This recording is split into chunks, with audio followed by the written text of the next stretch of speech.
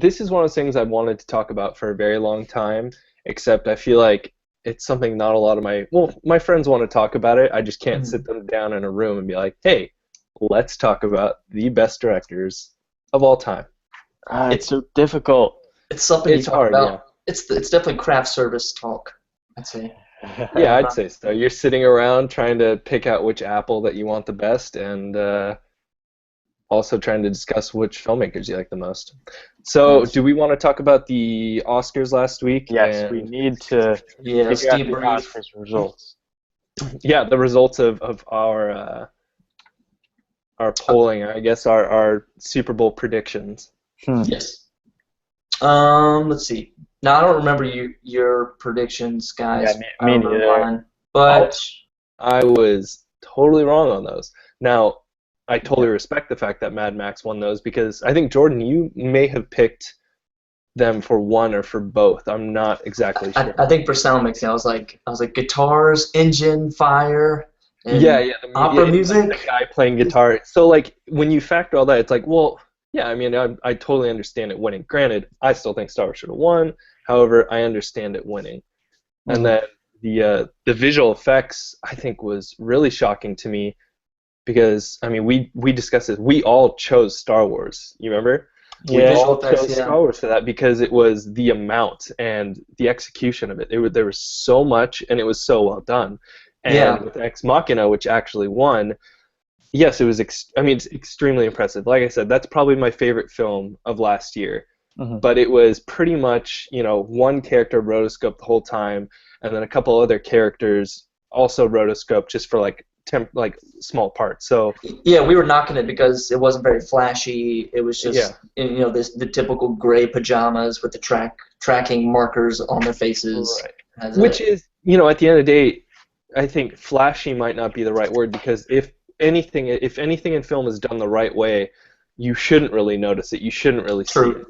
But with that, it was, I mean, with visual effects, I feel like there's a certain wow factor regardless. Like when Avatar won, that is probably the best visual effects almost ever done. That and like, Planet of the Apes and I mean, there's a whole bunch. But the thing with Avatar is you saw it and it looked incredible, but you were also aware of the fact that it was incredible. So it's kind of interesting. Sure. Yeah, I don't know. I saw a lot of people campaigning for the movie Carol to win best visual effects. Visual effects or cinematography? No, it was visual effects. I didn't. Really? I could be totally wrong, but like apparently like all the backgrounds are like rotoscoped in and like All fake, yeah.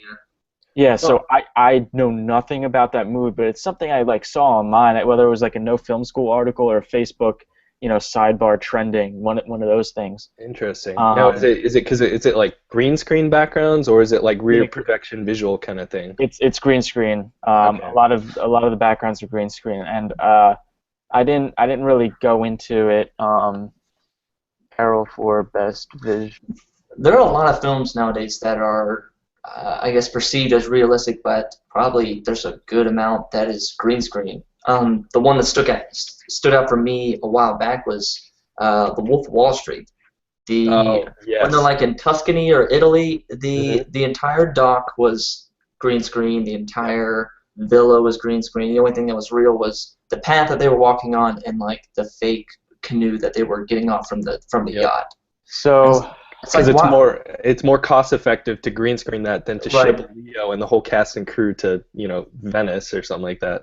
Oh, cool! You linked it up. Yeah, Cool. so I linked it, and apparently, like according to this screenshot, I'm not watching the video. Maybe I'll click on the video, and apparently the background. No, this is the Funny or Die like goof video. Oh, okay. See, totally fooled. Damn it! Dude, it's hilarious because it doesn't make sense at all. Okay, I was gonna say because like. Dude, you gotta follow through on your leads. Right, yeah, I should. It's a funny video, but Right. Okay. I was gonna say that's a really bizarre movie to be visual effects heavy. I knew not. That's probably why it fooled me because I knew nothing about it. I just saw the title, like I guess, scrolling through my newsfeed. That's great. Clickbait. Close. Exactly. Yeah, you were a victim of clickbait. Now, how do we feel about some of the other categories? What I thought was funny at the ceremony was J.J. Abrams presenting the Best Director award, Oh man. Yeah. which is like the sixth place guy talking about the first place guy. Yep. I was like, well, hey, you I didn't thought that was a win, little weird. but you can give the award. Yeah, it's almost like I think. Okay, Jordan, you mentioned last week the whole conspiracy thing about how people pay, for certain films. I feel like the that's political Disney aspect. paying to be like, okay, if you're not going to nominate him, you better get him up there so that he can at least talk about it, Yep.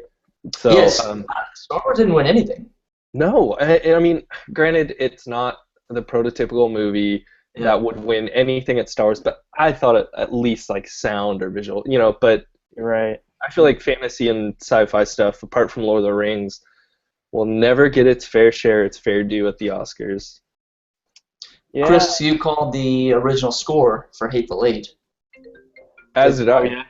With Ennio Morricone. Yeah. So, like, he's been nominated quite a while. Like, You guys have listened to that, right? I haven't listened to it yet. Well, Chris saw the movie. I actually did not see Hateful Eight. Chris, you saw it, though, and you The score was enjoyed it. incredible. It was absolutely phenomenal throughout the entire thing, and this was the first movie that had an original score for a Tarantino movie. Mm-hmm. So I thought that was really unique. He actually sought out this guy. He was 87 years old, and he's been nominated for like a bunch of different Oscars. I think like over 6 Oscars over his like 40. Well, he did a lot of like career. spaghetti westerns. Like I think he did like The Good, the Bad, and the Ugly, and a lot of old western stuff. He's known for the Fistful series score. Okay. Yeah. So. And, wow. I think The Thing as well. Am I right? Oh, What's his interesting. name? Do you have his IMDb up or anything? No, but it's just look up Morricone or like Morricone. I mean, what I associate him with is just all those spaghetti. The thing is like Tarantino's biggest influence is what's his name? I'm sorry, I'm looking up. So he's done Kill Bill 1. He's done Hateful Eight, Django, Inglourious Bastards. He has also done quite a bit. But let's look at this. But it's Oscars. That's what I was gonna say. Is Tarantino's like biggest influence is what's his name? The Sergio Leone or something like that. He's the one that, that's like with visuals, with like dialogue, and clearly music. That's like his biggest influence. And Morricone is the one that has done a lot of Sergio Leone's movies. So I think that's like kind of poetic, I mean, that's so cool. Like I was like getting like Nina Rota for like Godfather or something. Or Fellini. Yeah, exactly. So let's see. So he was nominated for Days of Heaven, The Mission, The Untouchables, Bugsby, Milena, and The Hateful Eight. Mm-hmm. Yeah. Wow. That score was so epic. Have you? That overture is incredible. Okay. Oh my gosh! I was on like a. This sounds weird, but I was on like a music score bender. I was just like trying to catch up on like a lot of the scores that are nominated and stuff like that. I didn't get through all of them, but I mean, I loved the music this year. The theme from The Revenant was brilliant too, but that overture is so good. I've had The Revenant soundtrack on loop for the past 4 days. Really, it's just like the Hugh Glass theme, just over and over and over. Yep. Okay, so who else or what else were we kind of like surprised about? What else did we kind of like get right and whatnot? Let's see, Chiva won, of course. Leo. That was the one everyone was pulling for. That's what a lot of people said is as soon as Leo won the Academy Award, everyone was like took like a breath. They were just like, and then it was almost like that kind of overshadowed Spotlight winning the Academy Award for Best Picture, which is so crazy to think about. It definitely did. And on top of that, like everyone on Reddit was just sell. We gotta get rid of all these Leo jokes. We get rid of them. Delete. Right. It was incredible. So when I was watching the Oscars, I usually never watch the Oscars, but I went to like this our school's video production club had like this Oscars party, and I decided to go to it this year with a bunch of friends. Hmm. And we were sitting in the back row, and they announced Leonardo DiCaprio's name, and everyone just is screaming, cheering. It was Yeah. incredible. We were so excited. Did Uh, you? Okay. First of all, yes, I was with a bunch of girls and they did the same thing. Everyone was just like, Leo. Two, did you guys see Casey Neistat? Did you see his like crashing the Oscar thing? His video? Yeah, I watched his vlogs. They were Yeah, he okay. did a vlog. yeah, I He saw got to his go to vlog. the Oscars, and it was Yeah. really. I thought it was funny when he was like looking in the camera. He's like, Leo, Leo, and then they called Leo, and then Yeah. everyone cheered. Yeah, everyone's cheering. That was fantastic. Yeah, but Um, yeah, yeah, that Leo was the big one. best cinematography. Yeah, Chivo, three Chivo. years in a row, man. What do you think about the Revenant cinematography? I think it was And beautiful, and I Thumbs mean, up, thumbs up. yeah, I I don't thought want to talk about Quentin my personal Tarantino- relationship with it, but like, Yeah, it's great. Like just the things that they had to endure, the the shots that they had. I mean, we kind of talked about it last week how Natural lighting. natural lighting. I mean, using the 40 buys, and then the fact that Chivo, how he shoots wide, and the thing that makes it so impactful is he gets in close. Like it's just Mhm. he knows what he's freaking doing with the camera better than probably anyone in history for the most part, which is insane. you think so? I think, well, for me personally, Okay. because there's Yeah. two schools of thoughts. There's the camera is static and it's what happens in the frame, and so everything is like a painting more or less, and it's just action within the frame. Or the school of thought is that the frame is always moving and it's the action that happens while you're moving with it. So there's like very different approaches. I mean, you watch a movie with what's his name, Fantastic Mr. Fox, and Wes Anderson. Wes Anderson. You watch his movies, Mhm. it looks beautiful, but Yes, it's always just frame. everything is set in frame. Everything is perfectly, there's no, there's no movement. There's no room for. Well rehearsed, clean cut, like Yeah, on the mark. yeah. I feel like with the Chivo, it's like there's almost this room of exploration. It almost feels like you're exploring the world rather than. He creates sort of like a 3D space. Yeah. I remember during the raid scene at the beginning of the movie where like the Indians are raiding the fur camp. Oh, I thought you meant the movie The Raid. I was like, Oh, did not shoot The Raid. I was like, that's no, crazy. Sorry, no, sorry. when they're raiding it and like they're having to escape and get on the Mhm. boat. He sort of it's a long take Yeah. if you don't notice it, Mhm. and two, he sort of creates this 3D space where you're following Leo the whole time, but behind you, there's action going on, and coming in left of frame, there's horses coming in right of frame, there's fur trappers, and we're sort of like we're pushing through this visual space, but all the action behind you is going on because sometimes they'll even pan behind you.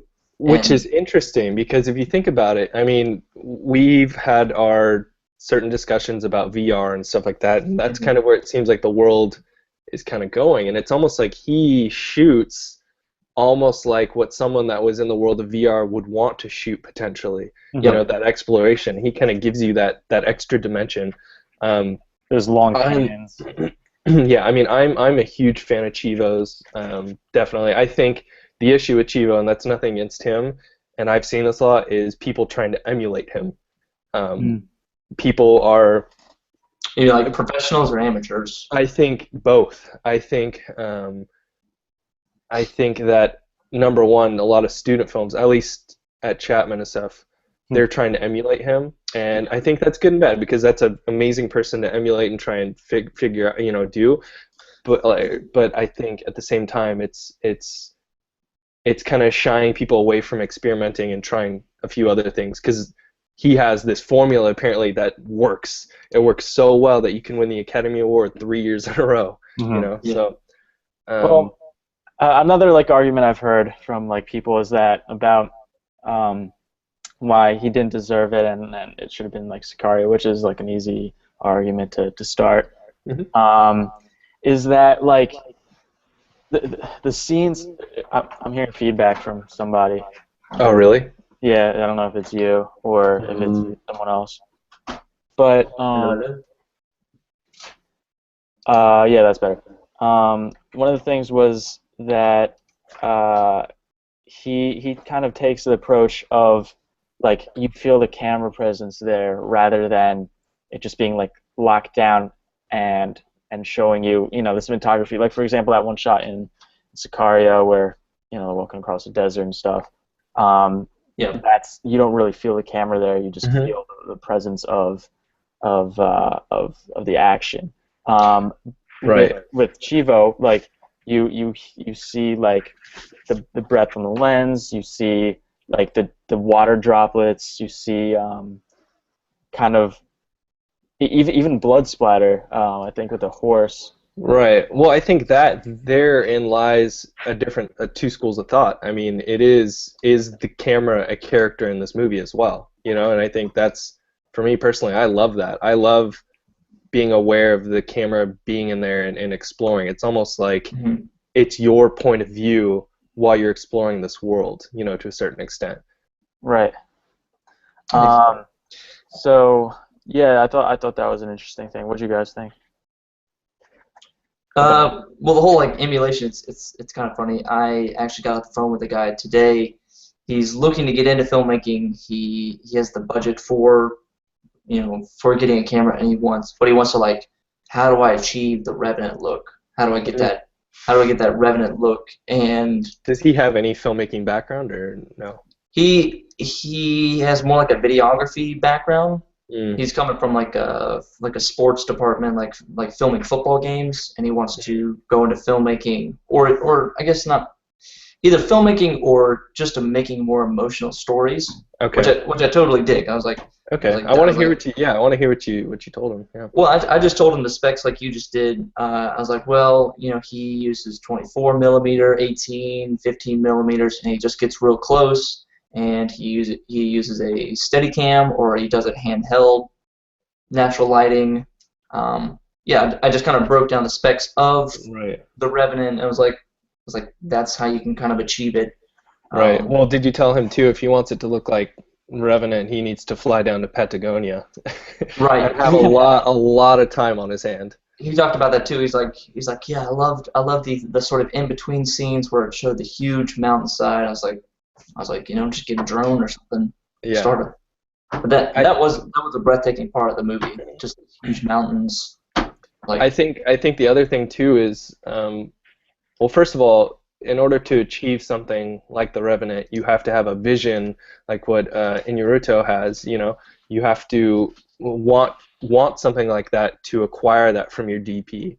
And then number two, Chivo has been working for so long that I'm sure he probably uses slightly different ACs, but he probably only circulates through 2 or 3 different ACs. And so you have to have a crew that knows how you work and knows how you shoot and are extremely talented, so that when you're at this wide, you see everything, and then as you're pushing in, like your AC knows exactly what you're trying to focus on. Like, yes, there's you repeat and you practice and you get a certain rhythm, but your ACs are huge, especially in something like the Revenant, because say for example he punches in or he's going like that and the focus is still on the background. It's like your eyes are not guided to that, so it's infinite things.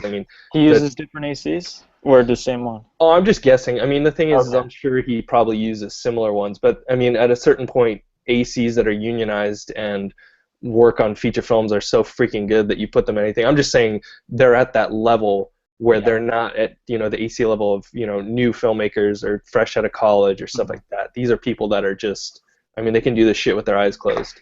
So they've got those little binoculars that can like tell exactly the centimeter away from the focus. Yeah, they I don't even know if they use a monitor. Like, they probably just feel it. They know it so well. But anyways, probably. Well, also we didn't get into this last time because we didn't have enough time, but the whole the racist aspect of Hollywood and the Oscars. What do you think about Chris Rock? I thought he was fine. I think personally, I thought that he brought attention to the details to a certain extent. I don't think he necessarily really hit people over the head with it. I think the Academy Awards themselves did it by having a lot. I mean, it felt kind of like like the president or whatever walking just up. like the hosting. It was like black announcer after black announcer, like it's hey, like look, we're not racist. No, look, exactly. It's Black people just presenting the awards to white people. Yeah, it's.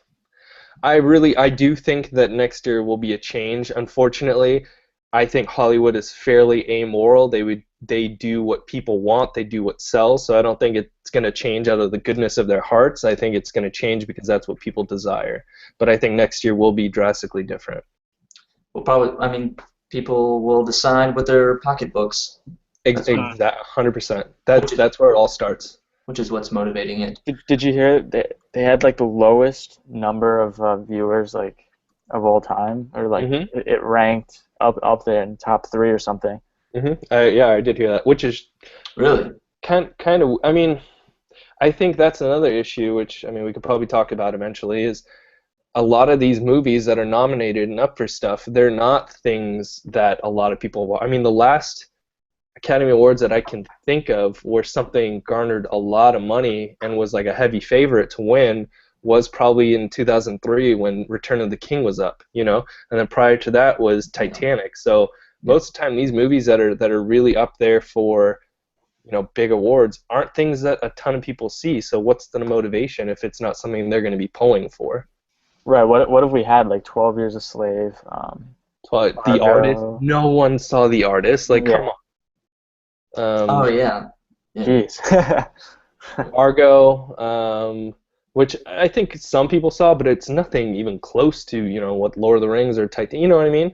Exactly. Like it's nothing like look, Star Wars got nominated for 3 things or 3 or 4 Academy Awards, didn't win anything. Nothing like Age of Ultron got nominated for sound or visual effects. It's like you don't expect Age of Ultron or Jurassic World to be nominated for Best Picture or something like that, but at least maybe visual effects or sound effects or something, because I think that'll garner more interest. If they want more people to watch and they don't want it to tank, they need to start going towards the general audience.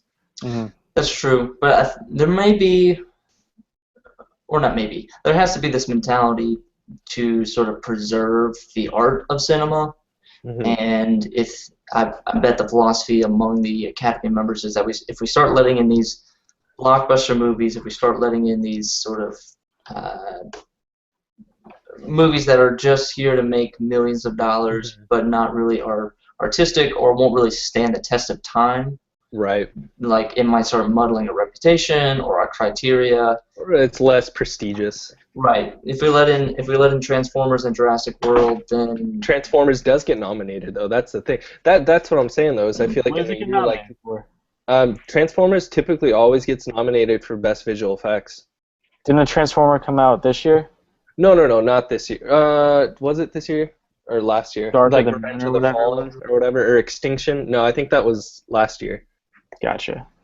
Yeah, those movies are typically nominated, but I don't know. I feel like at least and I think sometimes it's nominated for like sound stuff. But I mean, something like to me, Star Wars was a great movie. Like that's if you let something in like Star Wars, I don't think that's necessarily a huge disservice. I think if Star Wars was nominated for, let's see. I mean, I don't know if it necessarily could be Best Picture. If it was, I would say they'd need to open up the category maybe to 10, because they have 10 slots that they can use for Best Picture, and sometimes they just choose not to do 10. Yeah. And then, things like... I mean, really? So sometimes it's just 5, sometimes it's like 8? Yeah, and I think that's something that has, like, changed over the years. I think, like, for a while it was a lot less. But, I mean, honestly, there's people, again, I will say this forever, there's people that are much smarter than I am that understand the dynamics and how these things work much better than I ever would. Clearly not, because they've had the lowest numbers. Yeah, so if they want their numbers to go up, maybe, I don't know. Who knows? People rule with their dollar and their vote, so. Have you ever seen the movie Crash? Yeah, What's that about? It's a pretty powerful movie. It's about, it is sort of 4 or 5 stories intertwined with each other, and are pretty heavy racial overtones, ethnic overtones, immigrants, Interesting. kind of white privilege kind of. It's pretty powerful, pretty emotional, and it sort of uses that emotion to kind of deliver the message. Brokeback Mountain was supposed to win. Or Munich? Munich. Wait, Munich didn't win Best Picture. No, but it was up for it. Yeah, that was a Spielberg movie. Yeah. So I think on the whole though, I think these Academy Awards were pretty good. I enjoyed it. I mean, you watch these award shows compared to something like the Grammys, the Emmys, or the Golden Globes, and to me personally, these are far and away just superior. I mean, for me, one of the things that stood out, and this is because I'm kind of a film camera nerd, was the camera movements. I mean, when they were doing the announcements on, Best Supporting Actor or something like that, they would get close up, to the presenter, and the camera would shift around so that you'd know exactly who they're talking about in the background. Then it would shift, and then you'd see who else. I loved that. Yeah, the Steadicam operator was on point. It was great. I think that was probably robotic because it was like perfect every time, unless it's just that person is that freaking good. I think they missed a few times. It was really. Okay. It's probably just a guy right in front of the stage, just kind of shifting it back and forth. But but on stage there were Steadicam guys. Okay, yeah. So I like it was that. I mean, it went relatively smoothly. There wasn't audio jacking like at the freaking Grammys, stuff like that. So I think on the whole, it's still to me by far and away the best award show, and I think it has the most prestige, and I think for the most part the people that won were pretty deserving, so. Right on. Yeah. All right, let's get into our best directors, and we sort of made top 3. Each of us made top 3. We have honorable mentions in our list. Should we go around and say our top 3, or should we just all go at one time? Or who wants to volunteer? I think if we all do our top 3s, and then kind of afterwards we compare and contrast whose they were. Like, okay. Oh yeah, I got that, and then we can maybe go back around, and I could, if we could like start that way. So, do you want to do that? We'll try that. Let's do it. All right, Troy. Who is your number 3 director? Number 3. Okay, so number 3 is a director that is from Canada, but he uprooted to California, and specifically went to Brea High School. Then he went to Cal State Fullerton for a semester, and then went to Fullerton College for a little bit. And then he made The Terminator. Well, he made a couple other movies. He made Piranha, which we don't talk about. He made Terminator, wrote that, and then said he wanted to direct it. However, he said he would direct it for $1 to the studio, and that was how he got his directing debut. And then the rest is history, and that is James Cameron, Mr. James Technical Wizard Cameron. And I'll talk about why in a little bit. Number 2 is the man that sees the world through the eyes of a child. Oh no! Let's expand on James Cameron. You want to do that? Okay. I was going to say we could talk about it later. So you want to talk about James Cameron? So James Cameron is number 3 to me because I love the hell out of his movies. To this day, my best experience watching a movie was watching Avatar in 3D IMAX at the Garden Walk Theater in Anaheim. That was just, holy shit. I walked out of that theater my mind was blown. Like, I couldn't believe that someone could render this alien world so incredibly well, so detailed, and maintain a story that, yes, people compare to Pocahontas and all this other stuff, but everything is derivative. Just render this alien world so vividly. And then I think Terminator is one of the best. I'm not going to count Piranha as his debut. I'm going to count Terminator as his directorial debut. Yeah, you know, he started in visual effects. He worked for Roger Corman, and he did like production design stuff there. I mean, I could go on and on about this guy. I mean, he made a movie in 1978 called Xenogenesis that was a short film based off of like his imagination because he was so inspired by Star Wars in '77. But anyway, so I love his movies. I think Terminator was fantastic. It's a horror movie, you know, that was, you know, turned into a sci-fi. Then I think Judgment Day is probably, in my opinion, probably the best sequel of all time. I mean, that movie is just a freaking thrill ride, and you go through twists and turns. But I think the reason that he's my number 3 is purely because he pushes the medium of cinema, visual effects, and technically more than any other filmmaker, at least to me. I mean, yes, you can say George Lucas with like ILM and stuff like that, but he doesn't have the filmography that someone like James Cameron has. And on top of that, like he's also done documentaries, like incredible deep sea documentaries. Yeah. And I mean, to me, something so inspiring about James Cameron is he didn't get into filmmaking until he was like 25 or 26. Like he didn't start until he was 25, 26. He was a freaking truck driver. Like I love people in general that inspire me, that do extraordinary things, and I think he's an extraordinary person. So I think just from the movies he's created and technically how he's pushed film, that's why he's up there. Granted, I will say this about him. I think his dialogue, I don't think he's a great writer. I think he's an amazing... That's fair. I think he is an incredible visual storyteller. I think his technicality is great. I think his understanding of film is phenomenal. But I'm not a huge fan, apart from like, I like True Lies story-wise and whatnot.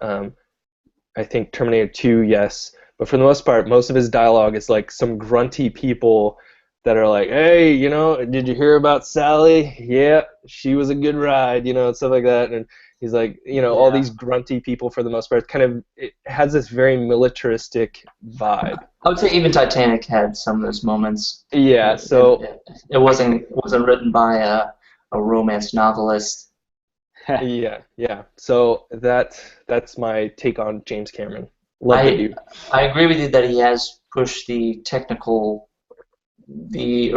technology in film, where if it doesn't exist, then he will make it, or he will have it made, or and then that's the emerging technology, and he's the first one to use it in his film. Avatar was clearly a very technical and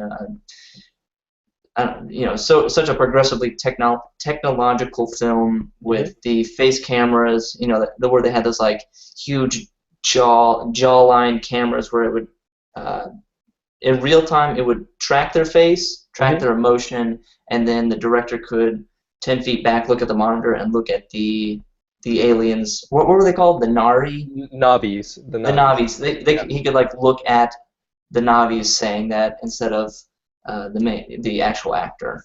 Right. So that's why he's my number 3, yo. Very interesting. I'm very excited about. I think he's made a shitload of money.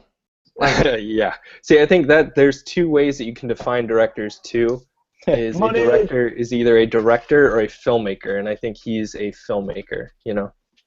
Right. I mean, his history in production design. I mean, brief history, but like really cool. Have you seen a movie called Galaxy of Terror that he's done production design for?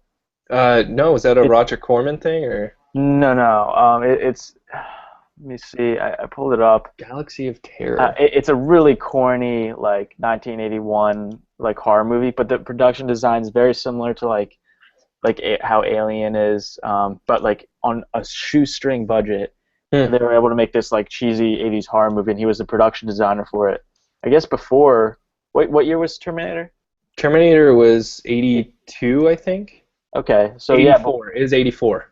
Before he was famous, he did movies like this, but his production design skill is definitely top notch. Oh yeah, that's where he started. He started working like he was doing his writing stuff, but his day job was doing production work for Roger Corman. And Roger Corman was this like really campy movie. He made this movie called Battle Beyond the Stars, which was supposed to be like the next Star Wars. But it's funny.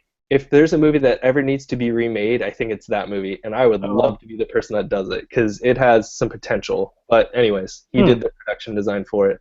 I have a funny story about it too, but I don't know if we can go into it. Galaxy of Terror. Yeah, I mean, like, it's just a corny. I've never even seen the entire thing. It's just like a corny, 80s movie, but the production design is definitely really cool and the makeup in it. Yeah, I think people were trying to somehow capture that Star Wars power. Right. Kind of make their own spin it off. It's exactly what's happening probably. Well, who knows if it's actually going to happen with the Deadpool whole thing because everyone's probably going to be making rated R movies now. But anyway, so do you guys want to talk about James Cameron anymore? I like this vibe where we're going where we can just like, I'll mention a director and then we can talk about it and then, you guys do yours and then we can talk about it. You want to keep doing that? Yeah, we could. Feels good. Dope. So should I go to number 2? Sure, yeah. Number 2 is, like I said earlier, the director that sees the world through the eyes of a child. He famously jumped off of a tram at Universal Studios because he was so interested in what was going on the lot. And I think he has probably the greatest and I think most successful filmography of all time, and that is Mr. Steven Spielberg. Gonna cross that one off. Yeah, he's one. I mean, what can you say about Spielberg? Yeah, he makes great movies. Yeah, absolutely incredible movies. Like, if there's a director I know well, like in at least his biography, well, it's definitely Steven Spielberg. I've really tried to connect all the dots throughout his the first 20 years of his career. Yeah. Almost there, but you could just never find enough information on how exactly did he get to that first gig. Because he was walking around. He made most every successful filmmaker, and I kid you not, get their start because of a short film. Right. He made the short film Amblin, which if you watch Amblin, I've watched it periodically over the years, just every couple years I'll watch it again. If you look at it now, it's kind of goofy. It's put together oddly. Right. The story is kind of there's not really a story. It's just kind of about hitchhiking and stuff like that. Mm-hmm. So that got him interest from TV, and then he started working for TV. And he directed, what was it? Oh, not Rambo. What's that? The Columbo. He directed a couple episodes of Columbo, and he started working in television. He directed Joan Crawford and stuff like that. Well, he still had acting. He was 20 years old, so he made his way up in the TV circuit. And then what did he make first? He made his first feature, at least, was the truck one. Duel. Yeah, so it was Duel. And let me see. Duel was a TV movie. A business commuter is pursued and terrorized by a malevolent driver. A lot of aspects of that movie he took and translated it to Jaws, a lot of the suspense. Oh, yeah. Really cool. 100%. I mean, with Duel, here's the thing. The greatest thing about Steven Spielberg, in my opinion, is that if you look at a majority of his frames in his movie, they look like they were ripped out of a comic book. Mm-hmm. Think of some of the most iconic shots of all time. I mean, E.T., the alien across there. I mean, Jaws. You think about the dinosaurs stepping down. That shit, it's such incredible visual storytelling. You understand the context of what's going on based off of one shot. You're right. You can see that. Yeah. You can see that in Duel, which is his first. Granted, I think he was around 30 when he made it, so he'd had a decent amount. He was in his he was 25 when he directed Jaws. No, he wasn't. It probably was. He was he was 20. Okay, he was 1975. He was so he born was 29 when he did Jaws. 46. Okay. Yeah. Jaws was his first big film. That was what broke him out. So he was probably in his mid to late 20s when he made Duel. But with Duel, you can see like his style, like the way that he conveys this truck as the antagonist. And the coolest part about Duel is, sorry, I'm rambling, but the thing with Duel is he had such a low budget, but he had a lot of stuff that he wanted to tell.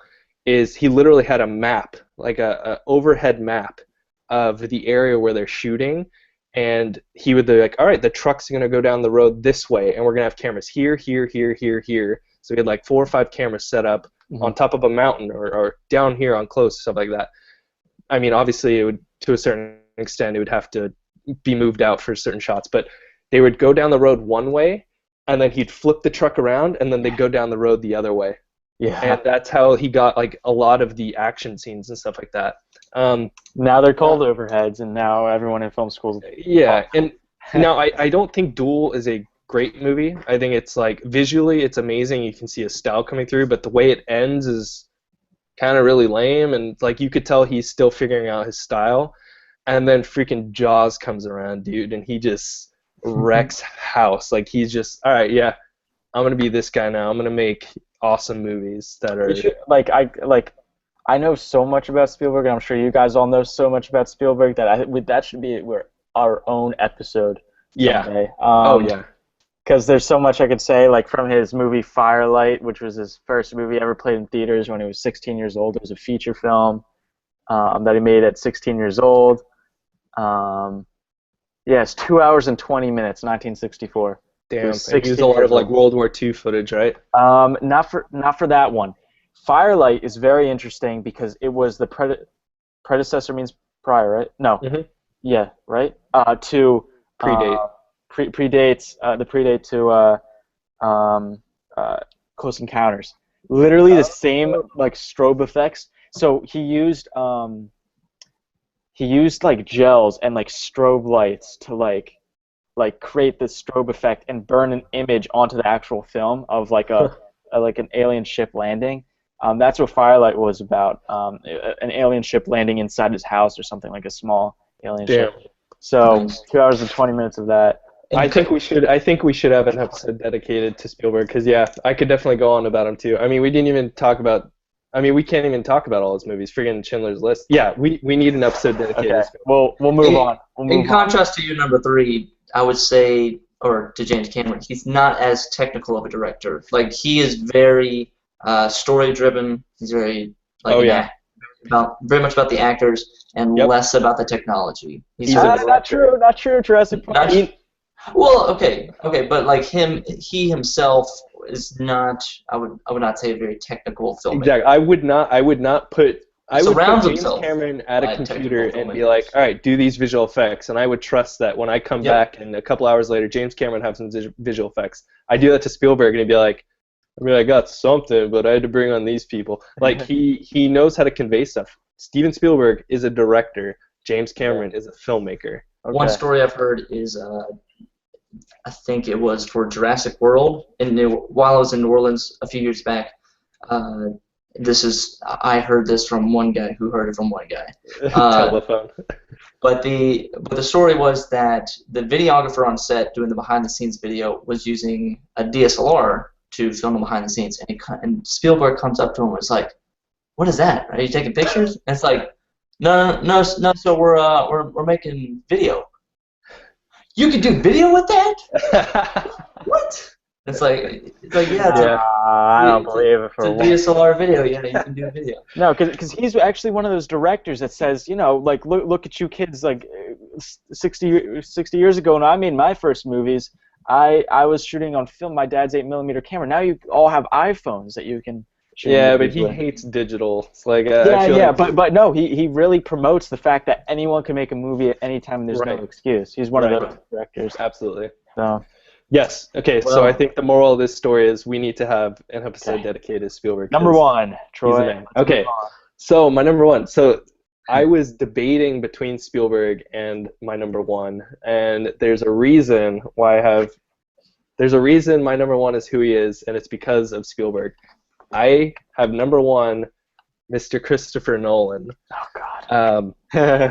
Is that on your list too, or no? No, Not on my it list. used to be my favorite too. Okay, so the reason that I have Christopher Nolan at number one is because I think, first of all, I think his career is just getting started. He's, I think, 49 or something like that. I think his best years are to come. And what he has so far has accrued is some of the most incredible movies I've ever seen. And the reason I have him at number one is because my number four, which we'll see in a little bit, its honorable mention, is Stanley Kubrick. And my number two is Steven Spielberg. And I think that Christopher Nolan is the closest we'll ever see, or at least at this point, one of the closest we'll see to an amalgamation of those two people. Because I think technically he is brilliant. I don't think he quite knows visual effects very well, but his camera understanding and knowledge is pretty good. Like he shot a lot of his early stuff, like Doodlebug, and I think he shot The Following. And so his understanding of camera is great. And then I think his visual storytelling is absolutely incredible. His writing, I think, is superior to both Spielberg. Well, Spielberg doesn't really write much. I think Spielberg only wrote like one or two of his scripts. But anyways, Nolan has written pretty much all of his movies. Yeah, either right. him or his brother. Yeah, I was about to say together they write them. Yeah. So I think as a writer, he's one of those people. He's a writer-director, and I think he is just incredible with it. And he only has 12 movies under his belt, but it's a pretty impressive 12. If you look at every 2 years, he makes a new movie. He single-handedly resurrected dog shit Batman from the depths of hell after what's his name had it. Chris Columbus. They haven't No, it was after like Batman and Robin and Batman Forever. I forgot how am I forgetting his name? Don't even. Yeah, but he rescued that from that. He gave an incredible origin story. He made to Batman. Inception is one of the most original films I've ever seen. Interstellar, in my opinion, is a masterpiece, and I know a lot of people will argue that. I mean, that movie to me is. I think it's a masterpiece as well. Yeah, I think it's one of the greatest I've ever seen. It's a masterpiece with context of 2001: A Space Odyssey. Yeah. And you won't realize it's a masterpiece until you watch that first. Exactly. See, and for me, that's the thing is every Nolan movie, when I watch it afterwards, I'm like, he is trying to say something. This guy is really trying to say something. After watching Interstellar, he's like, look at our fucking planet. We have to look to the stars. Like, things like when I watch something like that and that's what I'm left with afterwards, the things that I'm left with after watching a Christopher Nolan movie is nowhere close to anyone else unless it's a Kubrick film. The thing about a Kubrick film is it's not quite as entertaining. Makes you think. It's a thinking movie. He's a technical. Kubrick is a technical wizard, genius, and Nolan to me is like the evolution of that because he's learned what has happened since Kubrick has made movies. So, I mean, I love Nolan's movies. When I hear that he's working on something next, I'm just. I can't freaking wait for Dunkirk. Like I cannot wait. Dunkirk. Yeah, I mean, this could be his Saving Private Ryan. That's what I'm thinking. That's what I'm saying. He's made all these fun movies. He's done all these, and I'm sure he's going to continue to. But would you say that he is our generation's Spielberg? I don't know. I think he's his own thing. Well, not to compare him that he is Spielberg, but in terms of like how powerful his movies are. Like in popular culture, you mean? Like people be like, "Oh, are you the next Nolan?" Because everyone said like, "Well, it's Mr. Spielberg with the camera here." I think that. I think he's our generation's Spielberg. Yeah. I don't know if his movies are necessarily the blockbusters that Spielberg, like, of his time They was. are, though. I mean, you look... Okay, yes, Interstellar worldwide made, like, $700 million. Really? That much? Let's see. I promise you it did. Dark Knight Rises made 850. Dark Knight Rises made $1.1 billion. Dark Knight made $1 billion. Like, his movies make a ton of money. Yep. Interstellar U.S. gross was 188 million. Worldwide was 680 or something like that million. Let me see. Maybe.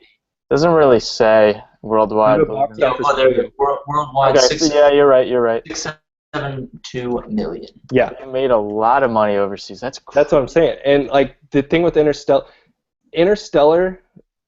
I cannot wait for the day, and I hope it happens that people look back on that movie and go like, "Damn, the shit we were criticizing it for is kind of really dumb." Like, I think I thought that when I walked out of theaters and people were not like having it. What were the critiques? I'm like, you don't even know, man. You don't even know.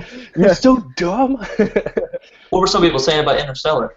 They were saying that there's no emotional heart with it, and no, like, it just doesn't make sense. And it's like, I felt so much. No way. Matthew McConaughey is like one of the most relatable people on the planet. Like, he's like a Midwest American boy, and he is perfect in that movie. Like, you want the best for him. The emotional stuff with his daughter, I will say, there is things that are slightly off with that movie. Like, there's some things that it's like the whole Eureka thing and like communicating with a watch, like you're like, that would take literally forever. Mm-hmm. And like things like that. But at the same time, it's like, you could say that about any movie, unless it's like a historical thing that is by the books, you know? Mm-hmm. So yeah, people that criticize aren't really thinking about the deeper meaning behind it. Yeah. I probably think the whole like, why didn't he love his daughter at the end when she was an old lady? It's like, right. Well, if you didn't see somebody for 70 years and you grew up your entire life, like, I don't think you'd be best friends with them either. yeah, exactly. So Chris Nolan, my number one. Love the guy. I am so excited. He's only 45, actually. He's not even 50. I'm so excited about his future. And I mean, already just look at his filmography already. And he didn't study film. He got a degree in English Lit. Probably good degree to have. Yeah, oh yeah, he's a great communicator. Anyways, so that's my list. Sweet. Well, Chris, you want to go next, or should I go next? yeah, I could go next. I'm trying to think of like more abstract like things other than Spielberg, because Spielberg was like my number one. Yeah. So like I'm gonna go more out there, less of their body of work and more towards like them as people and filmmakers. So like the first one is I want to say Alfonso Cuarón, who directed Gravity and Children of Men. Oh God, I love Harry Potter 3. Yeah, he's amazing. Yeah. Yeah, I think just the things he says with Children of Men. I think it's one of the greatest movies ever made. Absolutely. I want to see that. It looks pretty powerful. Or like the deeper meaning behind it looks awesome. Absolutely phenomenal. And it takes 30 seconds for you to be, okay, this is a movie. Something's going on here. Yeah. Oh God, yes, that intro, man. Yeah. And it's Chivo shot it, and technically speaking, it's one of the most insane movies ever made. Like I don't know if you remember the shot inside the car. They like had to rig that car. Right. So like it's a 360 shot inside a car as people are chasing the car down a woods path. It's ridiculous. So he is, and then with Gravity, like your experience with Avatar, there's not many experiences I've ever had as to seeing Gravity in theaters in 3D. I don't even know if I even saw it on IMAX. But like it was incredible. To be honest, I wouldn't want to see Gravity again because I just want to immortalize that moment in my head of how incredible I felt. Totally, I feel it. That was a movie I had to see in theater. I mean, it's good outside theaters, but that is one of those like once every 10 years movies to see in the theater. Right. So he's my number 3. I don't know if you guys have anything else to add to him. No, I think he's great. I think the best. No, maybe not the best for him, but I'm very excited about his future. Right. Yeah. Let's see. What does he have coming up? Nothing really. Movie like about the thing on the border or something like that. It's like the guy that's trying to get over the border. Gravity is the last movie he's really directed. He directed one pilot episode of some random TV show in 2014, but that's it. So What's it called? Believe. Believe. Oh, that's right. Right after they were like advertising it the day after he won Best Director. No, there's something coming up, I think. Chris, have you seen Nerdwriter YouTube channel? Nerdwriter? Yeah. Yeah, he talks about Harry Potter, and he also talks about Children of Men in that one. Does a really nice analysis of it. I think the Harry Potter one came out last week or the week before. Oh, cool. I'll have to check that out. Yeah, I'll definitely check that out. Nerdwriter is great. Anyway, so Second, definitely doesn't. I wouldn't count towards his body of work, but like as a filmmaker, he's one of my favorites. Definitely Robert Rodriguez. Okay. All right. So like I don't know. I think the reason is Just his like, attitude or his. well, just how he makes movies is exactly like he's like the Casey Neistat of Hollywood. Like He's a doer. He's a doer. right, he's absolutely like incredible. I read his book Rebel Without a Crew, and just seeing how to raise $7,000, he was a drug puppet, like I was a drug mule. He went to like labs and like tested. Like clinical testing on him. Yeah. So. Oh, that's right. I remember you telling us about that. Yeah. Right. So he was basically like there were just weeks where he only got like 6 hours a week of sleep or something because they had to like keep him up for like testing and all these things. And he raised $7,000 over the course of a year or a couple months or over a period of time. And then he went to Mexico with a borrowed 16mm camera and no sound recorder. And he shot this entire first film, which is what do you call it? El Mariachi. El Mariachi prequel to and he shot that all without any kind of sound recorder. All the sound was done in post, and he had a video cassette recorder that he would just play back the dailies, like and he would like have them like talk into the recorder and just pray to God that it would sync up. He did something really interesting with the gunshots in this movie. So he used actual blanks. So like smoke would pop out of the gun, but he didn't have that many. So what he would do is he would shoot one shot at a time, but he would start like wide, medium, close up, extreme close up, and cut the four together to make it sound like they shot a lot more than they actually shot. So and they would just like replay those clips like over and over again to nice. Give that effect. So instead of like it made it sound fully automatic rather than semi. I like his philosophy about just shoot with what you got. If you got a guitar and a turtle and a pistol, then you have a movie. That's your plot right there. Right. Do what you can. Just go for it. I think what we can say too is Spy Kids is pretty good. Dude, that was a fun movie. That made my childhood. That was the coolest. Did he direct the other ones or just? I think he's directed. Yeah, Spy Kids. 3D. Spy Kids 2, 3D Game Over with Sylvester Stallone. Well, From Dusk Till Dawn, you remember that? Yeah, well, that was the one with Tarantino, right? Yeah. I feel like I should watch more of his movies. Yeah, because I watched Dusk Till Dawn like 3 weeks ago. Oh wow! It got such like it got so hype, and everyone was talking about it, and I was like, all right, Tarantino wrote this. Gotta watch this. The TV show. No, the movie. Oh, okay. George Clooney, Tarantino. Yeah. And I watched it. I mean, do you guys know about it? Yeah, I've seen it. It's like about vampires or something like that. Dude, I didn't know that. I was like, I'm in this hostage situation. We're going to this creepy Mexican bar. This is cool. It gets you like, it gets you like 50 minutes in. Yes. And I was like, this is pretty good. I'm going with this. And then everything turns into vampires and freaky demons. Right. And I paused it at like minute 55. I was like, what? Am I like on drugs? At all familiar what we're talking about? Like, so it's not a vampire movie per se from the No, it's not.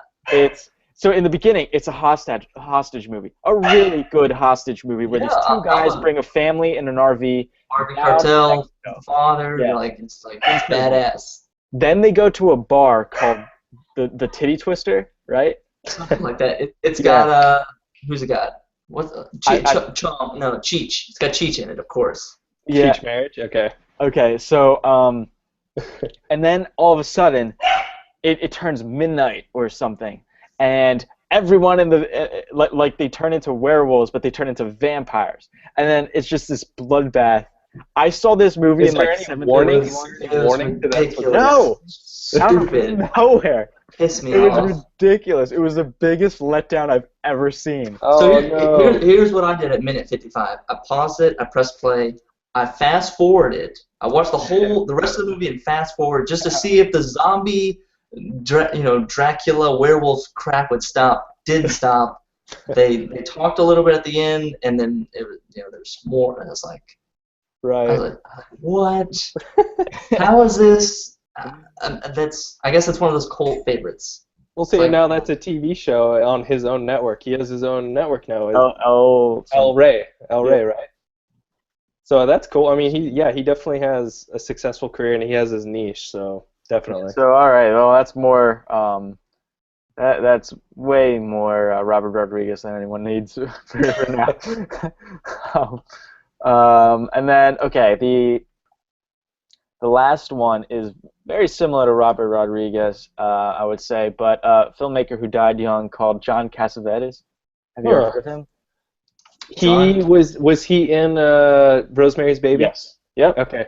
Right. He was also an actor, and what his mindset was, Hollywood would never give him money to make his own movies, so he acted in movies to get money to make his own movies. Yeah. He has this you could find his videos on YouTube. There's just kind of like vlog style videos where a camera guy's just following him around his editing bay where he has all his film rolls from like Gary Vaynerchuk. Kind of like that. Okay. And he talks about how this is Eddie. He goes to USC. He watches movies because I don't have time to watch movies. And then he watches 3 or 4 movies a week. And he comes back and tells me about the movies because I'm in here working on my own movie, so I don't have time to keep up. So that's funny. It's really funny. This guy's old school. Yeah, he died a while really ago. He was great in Rosemary's Baby, though. By the way, really, huh? Did you not like that movie? Because I told you I haven't seen it. I actually haven't seen it. I've been meaning to watch it. You gotta watch it. It's really, really, really creepy. To me at least, it's very creepy. Right. I like my horror movies. So yeah, I really like him for that reason. He really hates the Hollywood system of how people tear apart your script and whatnot. He's just really down on he likes the grunt work of making movies.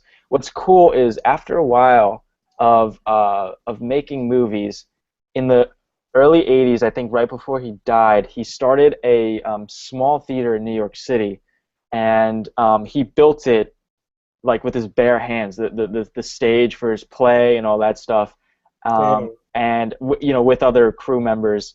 And he actually got, I think it was John Voight to be in the play. It was either John Voight or one of these actors kind of on John Voight level back in the day. Well, in the 70s, he was huge. John Voight was huge. Right. So I'm pretty sure it was John Voight, but it was kind of one of those actors, and he had a little string of shows in New York City, and then I'm not exactly sure how he died, probably of a heart attack or something. Yeah, it's probably just some tragic thing, but right. But that's a very obscure person that you picked, but that I really haven't seen much of him, but I know I really loved him in Rosemary's Baby. That's all I know. And that's probably his most famous thing, to be honest.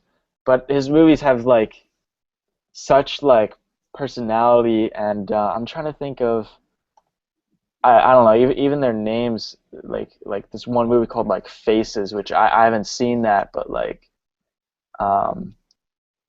just the concept, an old married man leaves for a younger woman, and just just all these weird, strange, atmospheric movies. That's what he's kind of known for, kind of put people in a situation. That's what I like. So that's my list. Was that 3? Yeah. All right, Jordan, you're up.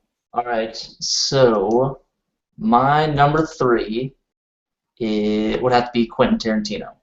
Okay. I think we all know who he is. I don't have to give a backstory, but his films are. I classify myself as a lover of film for sort of the art of cinema. I'm not a, as we discussed last episode, I'm a film hipster. Don't like the blockbusters. I actually wanted to say this earlier, but I don't really like Spielberg. Oh God. I'm like, it's Beatles and Spielberg. Oh no. It's almost like I wasn't raised on it, so I never got into it. Okay, well, we'll tell you what. We're going to dedicate an episode of Spielberg, and we're going to go through his entire story, and we're going to turn you. Yep, exactly. We're gonna. No. I recognize he's good. It's Right. it's like the Beatles. I don't listen to him. I recognize that he's good, but just Doesn't jive with you. not for me. Not for me. I Okay, respect that. So, I mean, we got Reservoir Dogs, Pulp Fiction, Kill Bill, which I just watched like an hour ago, and he's able to bring the comic book world, bring the anime world. He's able to bring just this insanity to filmmaking and make these larger than life characters, extreme blood and gore, and it's just a powerful. They're fun. They're absurd. They're fun movies. You know that the thing about Tarantino that I love is like he loves movies and you can see it in his movies. That's what's so great. Mm-hmm. And he's a great writer too. At the same time. God, his writing's great.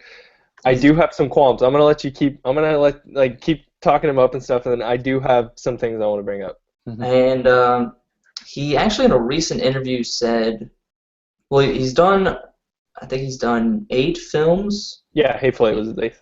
His 8th film.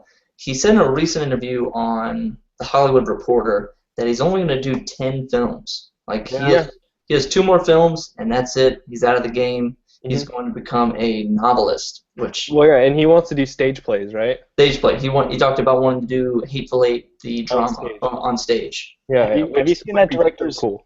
Have you ever seen that director's roundtable where like all the directors from like this past year?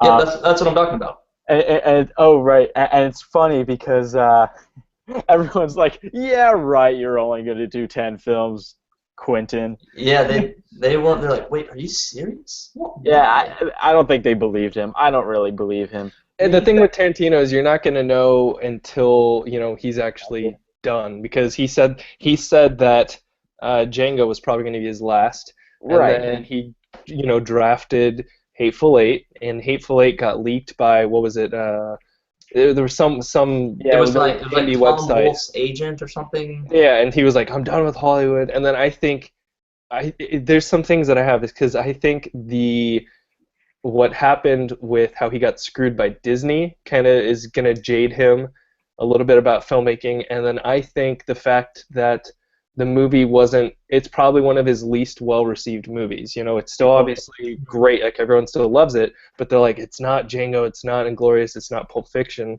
I think that might kind of slow him down a little bit, or maybe cause him to dude, take some time. It would be my best picture of the year. Star Wars, maybe. Oh, wow. It was absolutely incredible. There was 20 minutes at the end of the first half that I would say a little bit dragged on, but it's a 3-hour and 20-minute movie, so it kind of down for 20 minutes of extended. You don't need it. And what I love about Tarantino is that he's a lover of cinema. He loves where everything's come from. If you watch his films, you're able to see references that are almost obscure. They're so far back in the histories of cinema and stuff. Yeah, and like Japanese cinema, German cinema, they're Italian cinema. There's a lot of references that he's able to pull up because he just loves the medium so much and the history of it that it just bleeds through his films.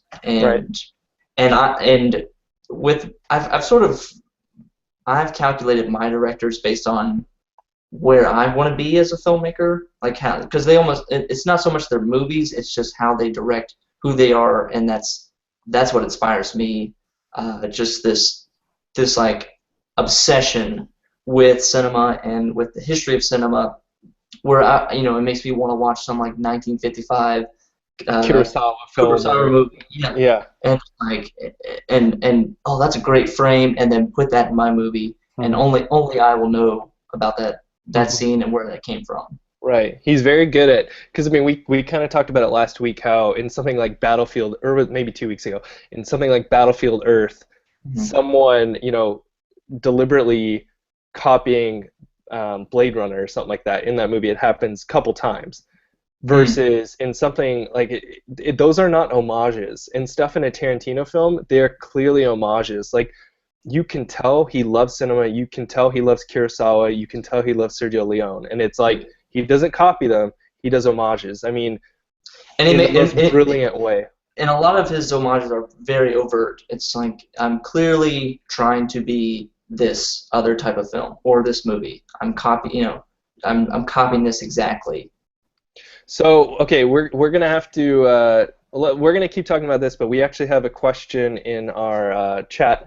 Someone Over. asked, Stephen Reeves asked, since we're talking about the best directors, who is the most overrated director? So I think that is something we'll probably address in a little bit. Right now, Steve, we're going through our favorite directors. I think Jordan still has Jordan has two more to go through. I think we want to talk a little more about Tarantino. At least I want to talk about him a little more. And then Have you guys seen Jackie Brown?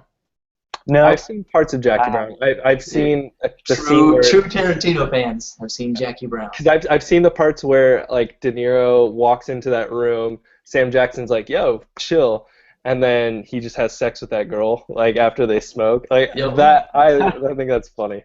I have not seen Jackie Brown. It's a hidden Tarantino film. I think it may be on Netflix. It may I know not it's. be. I think it's on Netflix. I know it wasn't really well received. I'm just kind No, it of. was well received. I mean, it's not well received. It's just not. It's not as well received as something like Pulp Fiction. Gotcha. Right. But anyways, Right. can I say some things about Tarantino? Go for it, man. Yeah. So, okay, here's what I have to say about Tarantino. I think Pulp Fiction is an absolute masterpiece. I mean, every time I watch that movie, I am just blown away by how it was put together, how just the craft of it is incredible. The I dialogue. think just everything. I think that movie's in probably my top 10. I think Inglourious Bastards is incredible. I absolutely love that movie. I think that's probably one of my favorite movies I've seen in the last 10 years, something like that. I think Reservoir Dogs is great. I think it's very fun. I think the way that he kind of structured that, I think, you see that it's about, I mean, really most Tarantino movies, not a lot happens. It's kind of like very situational, and he's amazing at doing these situational things. I mean, that's why you get, these incredible dialogue scenes around a coffee table or at a dinner table, or, I mean, look at the opening. I think the opening of Inglourious Bastards is probably the greatest opening of all time. That is just, it is You're right. incredible filmmaking. I do like Django. I'll say that. Django's awesome. I'm going to talk about Django. I think Django is great. I enjoy it. I am not nearly as thrilled about it as most other people. And the issue is how it's written. Because the thing about Tarantino that I love is I love early Tarantino stuff when Tarantino didn't know he was Tarantino. Like, the thing that's so fun about Tarantino is, have you watched behind the scenes stuff of him like directing? I've looked. I haven't found anything. You have So- to link me later. The way that Tarantino directs is he literally is exactly how you think it would be. He just, for the most part, I'm sure there's so many things that I don't even know, but he will make a direct reference to another movie, like in the past, and be like, "Oh, you're like this character from this movie, and you're gonna be like this and like this," and he gets all animated and stuff like that, and then they'll Actors start hate acting that. it out. Well, and it works for. I mean, he chooses the same people because people love that, with him. And I mean, he definitely dives into motivations. I'm sure when they talk, when they do their Probably at the table reading, yeah. rehearsals, yeah, they do all that. But on set, like when they're actually recording after that, like, and he'll watch them work. He'll watch them, when Mia and John Travolta, I forgot John Travolta's character's name in Pulp Fiction, but when they're dancing and stuff, he's behind the camera dancing with them and stuff like that, and just like totally vibing. And you can tell he has so much fun. Now, I love the early Tarantino stuff because it's almost like the characters were characters. Like they sounded like somewhat real people. You watch Pulp Fiction, and each character sounds and feels like a real character. Yeah, the mundane dialogue. Yeah, it's like it feels natural. Yeah. When I watch Django, and I'm afraid that when I watch Hateful Eight, it'll be like that too, because I got this vibe from the trailer. I don't hear new characters. I hear Quentin Tarantino typing at a keyboard, saying Tarantino things because they sound like a Tarantino thing. And like he's become self-aware of his own cinema. Exactly. It's like it seems very self-aware, you know? Or that he's such a lover of cinema that he himself has become part of history of cinema, and now he's trying to emulate himself.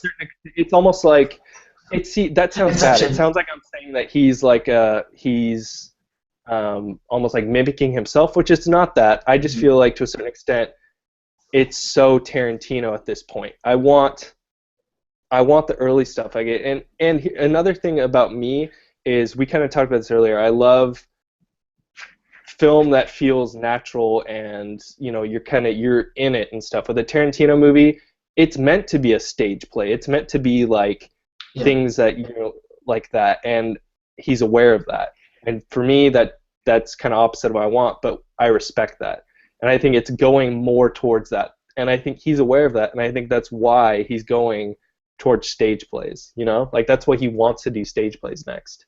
So, and I like that he's able to jump around genres, or almost like mix genres, where like definitely mixed.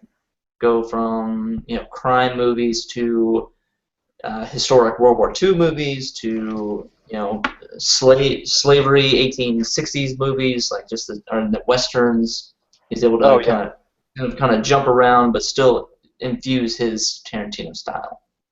I heard he might be doing a sci-fi possibly next, maybe another western. But I've always said I would kill to see a Tarantino sci-fi, so long as the characters like cool. And Kung Fu. I forgot Kung Fu movies. Oh my God, yeah, you can. Yeah, he has a huge influence from a lot of '70s cinema. So yeah, I mean, I love Tarantino. Don't get me wrong, but I feel like I'm afraid of where he's going. Okay. Steve says Tarantino has movies that I love, but oddly enough, I'm never excited for them when they're announced and the marketing kicks in. Something I can never explain. So it's I don't know. They're well advertised. Yeah. So I don't know, but I love Tarantino.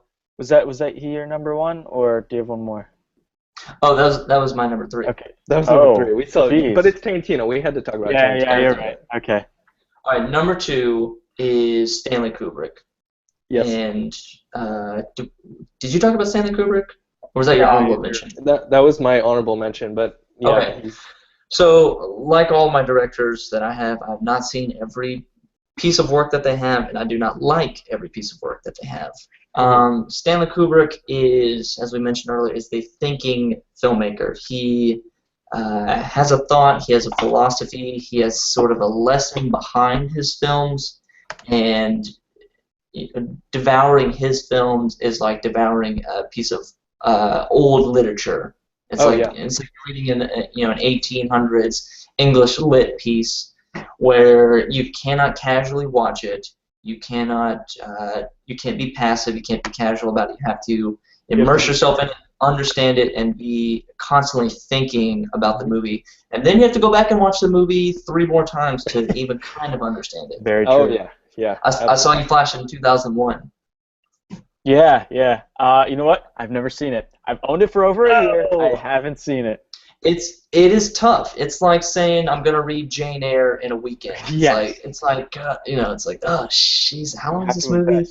I will say this about 2001. I watched 2001, I think, for the first time when I was 17. I think I told you guys about this, but I watched it for the first time when I was like 17. I saw it and I was like, what the hell was that shitstorm? That was dumb. Screw that. Yep. And then I watched it again, I think, when I was 19, a little more mature, and I was like, okay, like, I was still, developing my worldview and stuff like that, and I was like, this is trying to say something, I get it, and like, I was starting to learn a little bit more about film, so I understood its significance. Then I watched it when I was like 20, 21, and a little more, I was like, okay, this is starting to get really good. And then, I watched it, I think, last year again, and it's just like, to me, that movie is so brilliant because it's so subtle, and his way of storytelling, it's like he literally is explaining to you the evolution of man and It's where long it's going. form, slow. It takes Subtle. It's extremely. If you love subtle filmmaking, you're gonna love Kubrick. I haven't seen 2001 in a while, but isn't it's something like the first 10 minutes or the first 5 minutes of the movie is just completely silent. 30 minutes. The first 30 minutes. First 30 minutes. Okay. Yeah. Wow. There's also a part in 2001. Isn't the first 5 minutes just a black screen with music? Well, no. It starts with a lot of like sweeping landscapes. You get landscapes of like. No, that's The Shining. That's The Shining. No. You get a lot of landscapes. Okay. No, in The Shining, it starts with that helicopter shot that's like tracking and stuff, and you see. There was one part of 2001. I was like, is my TV broken? I hear the music, but I don't hear anything. Oh, you know what? You are talking. Okay, it No starts out spoilers. with like the blackness, and then you get dun dun. Oh, okay. And then it's like the Earth thing, or no? Like you get the Earth, the Moon, and the We'll have sun. to watch it. We'll have to watch it. But some other films of his: Paths of Glory, the black and white film about World War I, the message behind that about the tragedy of war, the politics of war, all centered around this one commanding officer. And there's a lot of hidden meaning in that. Next would be Dr. Strangelove, which is satire to the max. Just the grotesqueness of war, the general specifically the Cold War, and like it's a satire on how ridiculous and scary that whole time period was. Yep, and that was made in 1964, which is almost kind of like it's almost like today's like Michael Moore making a 9/11 movie, very soon. Like kind of you're still in the mix, you're still in the happenings of history. I almost feel like Kubrick is a bit of like a futurist, was a bit of a futurist, because I mean, even look, 2001 was made a year before we ever went to the moon, and it's just like so technically brilliant, and everything looks. I mean, that's why people say he filmed the moon landing, and that's all conspiracy. But he always had something to say, and it was always kind of it felt like it was something about the future, reflective. So. And then probably my favorite film, well, top two, time for first is Clockwork Orange. With Trainspotting? No, of Kubrick. Okay, gotcha. Clockwork Orange that was made in 1971, and it's. You didn't like it? I hated it. I love the character, and he's such a bastard, and you love to hate him, and it's creepy. It's very creepy. It's really creepy. But not in but it's not. I don't know if people consider it a horror movie. I think it's psychological horror. I think it's like you take a look at this, like, what is the potential of the sporadic nature of youth, Like, this dude is just in a gang with these droogs, and they're just literally fucking kicking bums to death, Raping and housewives. Then the government can just step right in and, like, manipulate someone's mind to the extent where they're a completely different person, It's like things like, it's creepy. Or not government, but the doctor's order that do. Yeah, and they really pushed the grotesqueness of it, and you see rape in it. You see, like that the singing in the rain scene, like that's ruined that song. Oh yeah. You know what I'm talking about? I know what you're talking about. Barry Lyndon, everyone says it's too boring and too slow. Probably not his best. But every shot in that movie is beautiful. Just saying, like it's like a painting. Really quick, Stephen Reeves says, "I respect Kubrick, but ain't my thing." That's fair enough. I mean, it's like I want to know why it ain't his thing. But Jordan, continue with it. It's heavy lifting. It's not to insult Stephen out there, but it's like reading some heavy ass English literature. It's not. You have to sit down and you have to take the time. You have to love cinema to watch it. You have to it's heavy lifting for the So mind. who's your number one? Who's my number one director? Oh yeah, so enough of Stanley Kubrick.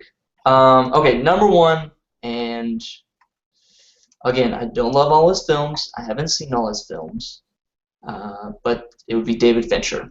Ooh, yeah. That's David, great. David Fincher he has inspired me, and I just love his style because of how dark and creepy and like how just these dark parts of the mind and the human experience that he explores, I think can only really be shared through the film experience. I don't think anybody wants to experience the things that are going on in David Fincher's films unless it's through a movie. Right. It's like seeing the dark side. He's holding up a mirror and being like, this is the dark side of you human beings. Yep. I love his quote, like, everybody's perverts. Like, everyone's a pervert. Yeah. Do you think he's very influenced by, what's the psychologist that says everyone wants to have sex with their mom? Oh, the Oedipus complex? Yeah, well, Oedipus complex, but there's... Freud. Freudian. He seems like he's very influenced by, like, Freud. I can see that. But just try, like, I don't know how to capture that darkness, how to... Like, well, it's everything. It's literally, I mean, it's in his visual storytelling. He likes to play in the dark. He plays in the shadows. His topics that he talks about, the things that he chooses to make a movie about, it's dark. Like, everything is dark. So my favorite film of his, it's going to be tough. It would have to be Seven. Yeah. It would have to be Seven. Seven is so good. Oh, man. What's in the box? I've made 7 remakes. Like out of all the filmmakers that I know, I've made the most David Fincher remakes. Okay. I've made a Fight Club movie. I've made a 7 movie. I would love to make Zodiac. That'd be fun. Zodiac's a good movie. Dude, you know what? My favorite Fincher film is The Game. The Game. Fantastic. Yeah. Fantastic movie. Love that movie. Michael Douglas, I always forget. He's probably one of my 2 or 3 favorite actors I've ever seen. Like, his command is just on top. But that movie is so much fun. And it, like, the twists and turns, it's just, I love that movie. I think that's, like, the most adventurous kind of movie that he's had, besides, like, Curious Case of Benjamin Button or something, which is another movie. I love Fincher. I freaking A. And the twists are a part of it because it sucks you into this like dark story and then it kind of flips you completely around with with Fight Club, the biggest twist of cinema history probably. Besides Luke, I Am Your Father. Probably. Steven says the music he puts in as well, which is so true. God, yes. Trent Reznor and Atticus Ross, yeah. I have it that's on my phone right now. The Social Network and Gone Girl soundtracks. Gone Girl. Oh my God, that scene with Neil Patrick Harris is it's fucked up. It's so fucked up. I haven't seen it. Oh, it's a fun movie to watch. That is a good movie. Gone Girl will take you 100 miles east, and then it will teleport you 1,000 miles west. So I kind of I know the ending, but like I don't know what you're talking about with You have to see it. There's no like literally it is one of those. So like there's like other twists except for da happens. Well, the best part about it's not a twist like Shyamalan. No, you know what's happening. But the best part about I think Jordan, how you explained it is 100% right. Going 100 miles per hour this way and then going that way. It's like the movie gets to a point where it would typically be.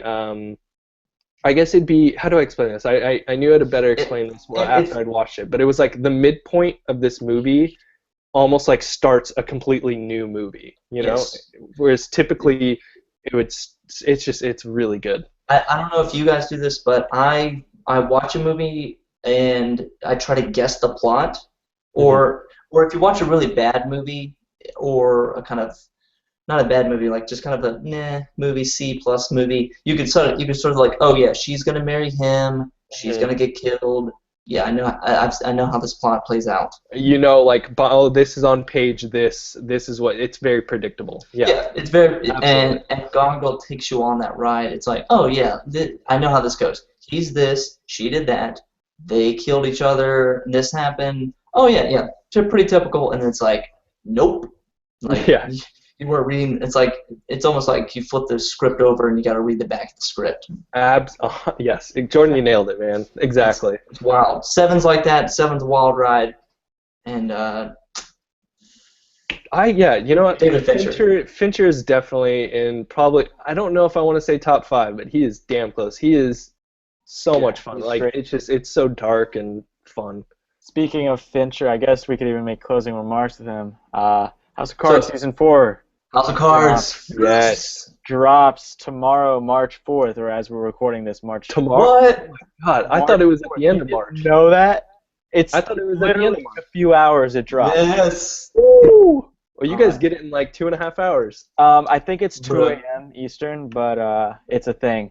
What's Okay. awesome is like tomorrow I'm going home for spring break. I have nothing to do between like That's why now. they're dropping it. That's Yeah, right. so They awesome. fucking know these college kids. They know what they're They have doing. us hooked. Yeah, because like for the first time in my entire semester, like I'll have like time to sit down tomorrow and watch 4 episodes of House of Cards. You're gonna binge it. I'm so excited. Damn, All right, I've got too much so- work to do. So Really who is the most overrated director?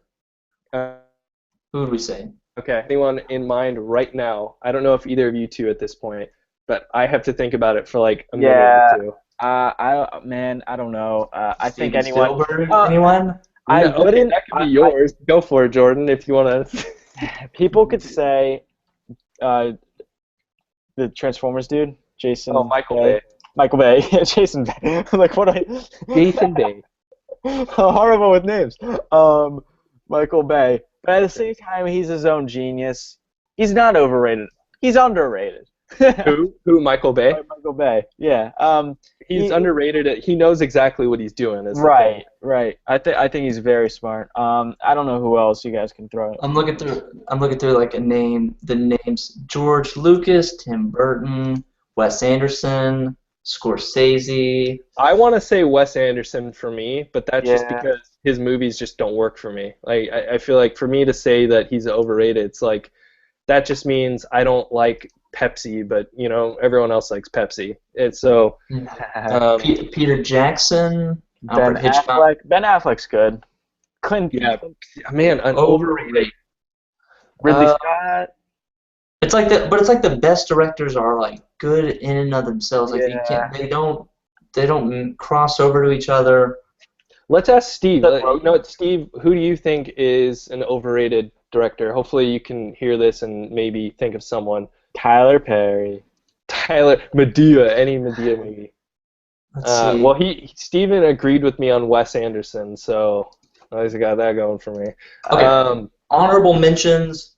Let's make this real quick, under 2 minutes each. John Carpenter. John Carpenter. Mhm. Halloween Halloween. director. Yeah. Yeah. Honorable mention. All right. Troy, who's your? My number, we've already talked about Kubrick. I think he's Kubrick. greatest technical director of all time. I mean, I've heard so many stories of, anyone on set feared for their job because he was better than them at it. Mm. I mean, editors would be like, yeah, he could edit better than me. And sound people would be like, he knew exactly the tempo this was when I didn't. And I think his movies, if you're a fan of subtle storytelling, which I definitely am, hopefully my movies are/will be, I think he's the man for that. So, yeah. What about, all right, Jordan. I have like 5 honorable mentions. Gosh, I want to name them all. Do it, man. This is our Quick rundown. episode about Quick rundown. All right. I wish I could put Martin Scorsese. Oh God, yes. Casino, Goodfellas, Wolf of Wall Street. Like God, like awesome director. Fellini. Okay. Kurosawa. Wes Anderson. Oh, and then Troy, we've been talking about this. Denis Villeneuve. Oh yes, yes. Denis Villeneuve from What did he make? Mario, Enemy, Prisoners. Prisoners, man. He's come on the scene lately because of his partnering with Roger Deakins, and they make great partners. Is he making Blade Runner? Yes, yes, Oh, he is. man. Really? Yes. Yeah, Really? it's going to be Roger Deakins and this dude making Blade Runner 2. Hell yes. Nice. I have another honorable mention, and it is Ridley Scott. I think Ridley Scott, to me, is, yes, he had his little downturn area, but his movies like Blade Runner and Alien, those are two of my top 10 movies because technically, Gladiator. I mean, the thing about his early movies is they look freaking gorgeous. Like the lighting and the production design. I think the production design of Alien is the second greatest, or if you want to count Lord of the Rings, that's probably the greatest. Second behind, or third behind, Lord of the Rings and 2001: A Space Odyssey. You feel like you're on this empty vessel in the middle of space. But anyways, I love Ridley Scott movies. Gosh. Lord, what do you think about Peter Jackson? No. No? Okay, so is that your overrated one maybe, Chris? Yeah, I'll say I think overrated. that might be overrated. He's only done Lord of the Rings. Really, only done Lord of the Rings. He did The Frighteners. He did Bad Taste. Every movie outside of Lord of the Rings. Mediocre, yeah. Okay, Frighteners is really fun. That is a good movie. And I will contest that, yes, The Hobbit is not nearly as great as Lord of the Rings, but they're still pretty fun. Yeah. But Lord of the Rings, I was thinking about this last night. I think Lord of the Rings, I think is the best trilogy of all time, and that comes from someone that is a diehard Star Wars fan, because everything about that trilogy is just. Did I cry?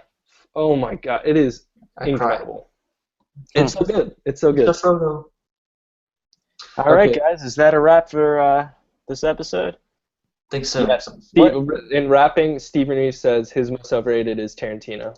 Okay. So, but yeah. So what is this? Episode 7 we're wrapping up? 7. Episode 7. Very exciting. All right. We're making numbers, guys. We are. We're almost in double digits. All right, guys. So thanks so much for listening. Sweet. Let's sign out. All right. Thank you guys for watching Your Film, a Playground podcast, and listening. This was episode 7, our favorite directors, and we'll see you next time on the what? On the Your Film, a Playground podcast. Yeah. Yes. All right. Do it on iTunes. Well, yeah, we haven't been able to get on iTunes. This has been. It'll happen. It'll happen. We're gonna get on iTunes. It's processing, something like that. We're still figuring this out, even on episode 7. We're figuring it out as we go, but we're getting better. Yep. Thanks for watching Your Film, a Playground podcast, and listening. This has been episode 7. My name is Jordan Anderson. We have Troy Nikolic. Chris G presents. We'll see you next week for episode 8. Peace. Peace, guys. Thanks for listening.